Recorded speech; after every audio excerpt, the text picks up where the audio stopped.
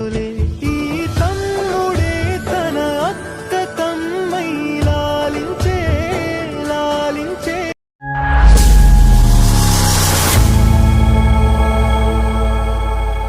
Hi అండి, నేను మీ Sharada talks. మా బిడ్డ అయితే రాఖీ కట్టడానికి అయితే ఈసారి కొంచెం లేట్ అయిపోయిందండి. ఎందుకంటే వాళ్ళు కూడా డ్యూటీలు చేసుకొని వచ్చేసరికి లేట్ అయింది. ఇంకొకటి మా బాబు కూడా విజయవాడకు పోయిండు, వాడు కూడా వచ్చేసరికి లేట్ అయిపోయింది. అందుకే నాకు పొద్దుటి నుండి కూడా నేను వ్లాగ్ చేయలేకపోయినాను. ఇంకా వాళ్ళ గురించి నేను ఎదురు చూసుకుంటూ ఉండడము, మళ్ళీ మా బాబు గురించి ఎదురు చూసుకుంటూ ఉండడమే సరిపోయింది ఈసారి. ఇంకా నైట్ అయిపోయింది, 8 అయింది వచ్చేసరికి. ఫస్ట్ అయితే మన తెలంగాణ పద్ధతి అదే కదండి. ఫస్ట్ అమ్మ నాన్న కట్టిన తర్వాత ఇంకా తమ్ముడు అని కడతారు కదా, ఫస్ట్ పెద్దవాళ్ళకి అయిన తర్వాత అని. మీ ఇంట్లో మీరు ఎట్లా జరుపుకున్నారో నాకు కమెంట్ బాక్స్లో కూడా కమెంట్ చేయండి. అదే డిస్కషన్ చేసుకుంటున్నాం. ఇంత లేట్ అయిందమ్మా అది ఇది అని చెప్పానంటే ఇంకా డ్యూటీ దగ్గర నాకు లేట్ అయిపోయింది అని చెప్పి అదే మాట్లాడుకుంటున్నాము. ఇంకా డ్యూటీ అన్నప్పుడు చేసుకోవాలి కదా, మేము కూడా చేసుకొని రండి అనే చెప్పినాము. వాళ్ళు బోనాల పండగ కూడా ఈ ప్రాబ్లంతోనే రాలేరు వాళ్ళు. అప్పుడు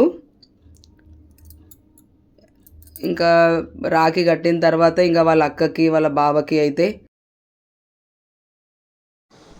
అక్క రాఖీ కట్టింది కదరా అని చెప్పాను అనగానే ఇక మా బాబు అక్క బావని కూర్చుండబెట్టి ఇంకా మన పద్ధతి ఏముంది, వాళ్ళ చేతిలో బట్టలు పెట్టినాక కాళ్ళు మొక్కే పద్ధతి ఉంటుంది.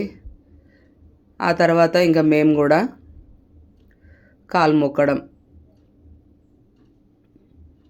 కానీ చాలా మంచిగా అనిపిస్తుంది మన తెలంగాణ సాంప్రదాయము.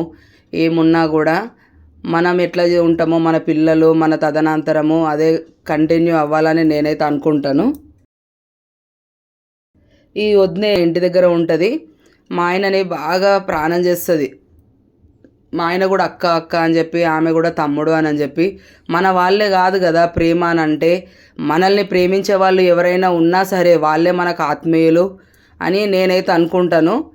అయితే ఆ వదిన కూడా ఈసారి రాఖీ కట్టింది. ఆమె ఒకటే అంటది, నాకు మీరు మంచిగా మాట్లాడతారు, నాకు ప్రేమ అనిపిస్తుంది, అందుకే నేను అని అంటే ఎవరి మనసు మనము ఎవరిని కాదనలేము. మనల్ని ప్రేమతోటి దగ్గర తీసేవాళ్ళు కదా మనకు కావాలి. ఇప్పుడు ఏ అన్నదమ్ములు అక్కచెల్లెలు ఎంతమంది ఉన్నా కూడా నేనైతే ఈ జనరేషన్కి నేను ఒకటే అనుకుంటా, ఎవ్వరు ఉండకపోనివ్వండి, మనల్ని దగ్గర తీసేవాళ్ళే మనకు కావాలి. వీళ్ళు మా అక్క బావ అండి. ఇక్కడ మాకు కట్టిన తర్వాత మా బిడ్డే అక్కడికే పోతుంది.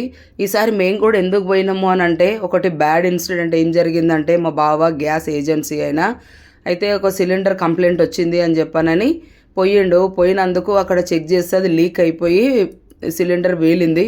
ఆయన చెయ్యి ఫేసు అంతా చాలా ఇదైపోయింది. అందుకే ఆయన చాలా బాధపడుకుంటూ అయినా కానీ కూర్చొని బిడ్డ వచ్చిందని చెప్పానని రాఖీ కట్టించుకున్నాడు. మాకైతే చాలా బ్యాడ్ ఇన్సిడెంట్ అండి. ఏ దేవుడో అట్లా కాపాడాడు. మా అక్క పూజలా మరి ఏదో ఏ దేవుడో ఎవరో కానీ అసలు చాలా అంటే చాలా పెద్ద ఇన్సిడెంట్లకు వెళ్ళి అయితే మా బావ బయటపడ్డాడు. అదే మేము తెలియగానే చూడ్డానికని చెప్పానని పోయినాము. అట్లే పిల్లలు వాళ్ళు ప్రతి సంవత్సరము అక్క బావ అని చెప్పని వాళ్ళని బాగా ప్రాణం చేస్తారు.